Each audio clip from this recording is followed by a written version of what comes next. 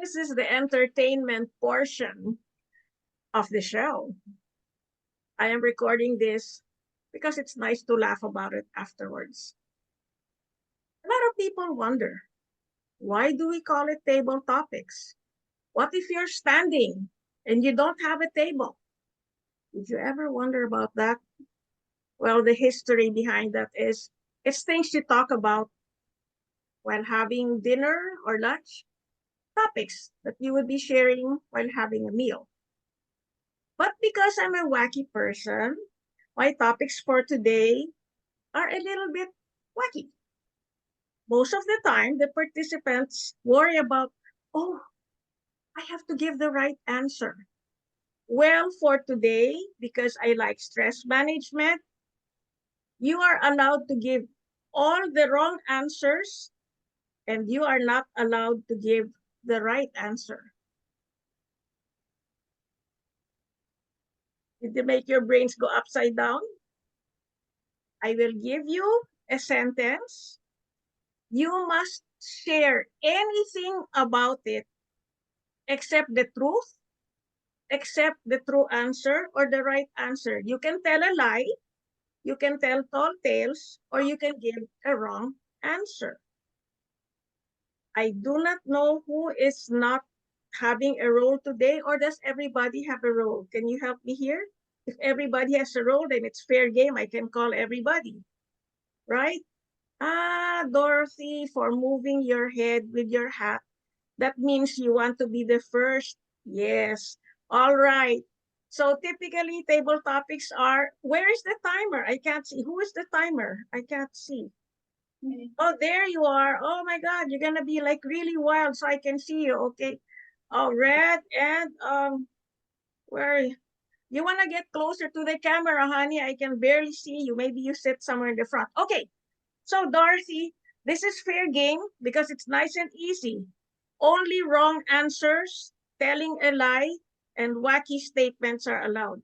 You're not allowed to be intelligent or bright, Dorothy. Okay. So one day, I was out with Viola, and we were just telling funny stories, really wild ones. And then Viola said, oh, Vivien, you're pulling my leg. I said, what? Pulling your leg? But you're in Zoom. I'm not anywhere near your leg. I didn't even try pulling your arm, not even a finger. Dorothy, what did she mean by pulling my leg? I wasn't anywhere near her. Pulling my leg. Dorothy. Madam Toastmaster, Viola is hard of hearing. And Viola was not even listening to you when you were talking to her. Viola also does not understand English very well. Viola, oh, Viola. Viola communicates more in gestures, and Viola loves to be heard. So I like to see you on this day that you were moving around with Viola, and Viola was tossing and turning and not paying attention because that's Viola for you. But as far as understanding the English language, Viola has mastery of the English language. Viola will know any word and every word, except she'll express in like she is a robot. So maybe that's why legs, trees, bushes mean everything to Viola. And in due time, or whenever you are communicating and having companionship, I suggest to you that you learn Viola's language. It's called robotics. And once you master robotics and violinitis as a language, You might just communicate better. Madam Table Topics Master. Oh my goodness. I think I have to practice some more.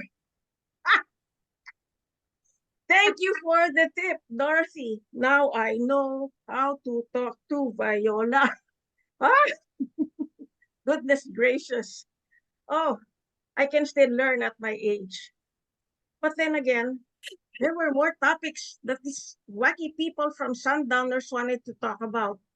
And for some reason, a lot of people want to be the MC on the event proceedings. They think if they're the Toastmaster of the day, they have some immunity. But no, because we're wacky over here, I can see in the crystal ball behind my laptop that the person volunteering is the Toastmaster of the day. Dimitri, where are you? Can you get somewhere near the camera? Ah, you thought you were immune, huh? So there you go. You know, I love gossip. They didn't know that one day I was in Perth. And because they never met me, I had a hat bigger than Dorothy's and I pulled it right over my face. And I was listening. I wonder what these two are talking about. Well, Dimitri said, Maria, I am so tired. I want to hit the sack. Maria said, what? Are you calling me a sack? Dimitri said, no, I'm just so tired. I want to hit the sack. We don't have a sack in the house, Maria said. Dimitri looked at her and said, what's wrong with you? Didn't take your coffee this morning? You had too many drinks tonight? And Maria said, why do you want to hit anything? Why do you want to hit a sack that we don't have? And Dimitri said, I've had it with women. Dimitri, what did you mean when you said you want to hit the sack? Well, apparently I was really, really tired and didn't really understand what I was talking about. However, if I do some retrospective, some analysis of my thoughts, maybe I was just talking about having an ice cream, and I just called it in strange terms. Marie actually is really good at cooking ice cream, like homemade, made out of yogurt. And you know what she did today? Today she did this Raphael sweets. So she made some Raphael ice cream. It was fantastic. So I really enjoyed it, although it was high in calories. But it was rather good and delightful. Isn't it green yet? Thank you. Back to you, Madam Table Topics Master. Oh my goodness. Oh yes. So much for hitting, so much for the sack, so much for ice cream and sweets. I think I have to consult with somebody. Somebody who knows how to think of health and wellness, body, mind, and spirit. Crystal ball. What? Who? Ah, Teresa. Oh, Teresa wants. Oh, Teresa. The crystal ball's telling me that you've been raising your hands, your arms, and even your feet. I don't know. I couldn't see. Teresa, because you're raring to go, I'm gonna hit you there. Not the sack, just you. So, Teresa was telling me, Vivien, don't believe anything anybody's saying. Just take it with a pinch of salt. Ow, ow, ow. Why do you want to pinch me? A while ago, someone wanted to hit Maria. Now you want to pinch me. And why would you pinch me with salt? Why not sugar? Why not flour? I don't know. Why do you want to pinch me with salt? What do you mean? Take it with a pinch of salt. Explain to me. I don't understand, Teresa. Hello, everyone. Pinch of salt. Oh, I I try to avoid salt in my food. Oh, pinch, now do I have to pinch you with the salt? I like that. I like to pinch someone with salt because when I don't like someone, I like them to pinch even harder. Pinch with the salt, it's important. Yes, make them to stay away from me. It's too salty. I can't do it. When I like someone, I would like to put some sugar coating. But when I put the salty coating, I want to have a space. I want to have space. I want to be with myself and to stay away from all these people that I wanted to give them also a break from me. And salt, it puts them away from me for a while. Back to you, Madam Toastmasters. My goodness, I feel that my IQ level went up with all the words of wisdom from all the Sundowners explaining to me what these idioms mean. Now I have to ask, do we still have more time or should I wrap it up with my closing commentary? Do we still have time? Maria Timer? More time, no time, or wrap up?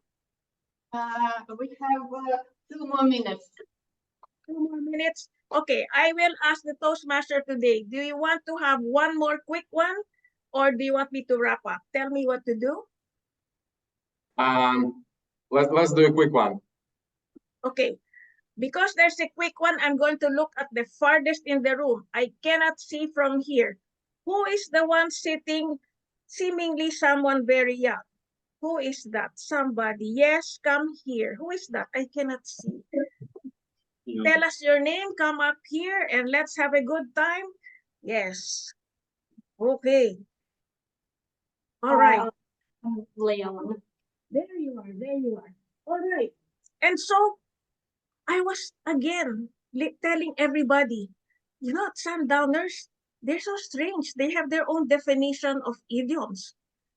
And someone said, shh, keep the secret. Don't let the cat out of the bag. What bag? A while ago, there was a sack. And then now there's a bag. There is no cat. And most of them have dogs.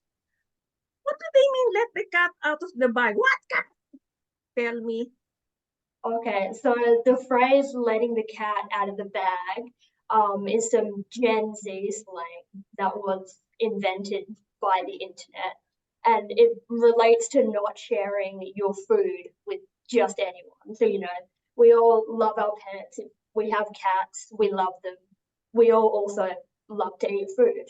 And so the idiom comes from not letting your food like out of the bag or sharing it with just anybody. You have to, you know, get to know someone a bit before you commit and, you know, do the, you know, have such a great display of your relationship as sharing your food with them. It's kind of, for people my age, sharing your food with someone is kind of on level with like telling them your deepest, darkest secrets. So you want to make sure that you really know them and that you can really trust them before you let the cat out of the bag or before you share your food with them. Back to you, Table Topics Master. Now I know whether you have cats, dogs, horses, or elephants. It's not true that you learn from the old. You learn from the young. And that was the best intelligence level raising hearing I've heard in my whole life. So I'm going to wrap it up by telling all of you, next time you hear some interpretation of idioms online or from artificial intelligence, don't believe that. Ask the Sunday Sundowners. They know what idioms mean.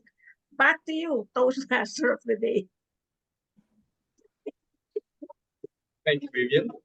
For our new guest, as you might have guessed, the purpose of this exercise is to practice unprepared speech. And today, Vivien introduced an innovation by asking for the wrong answers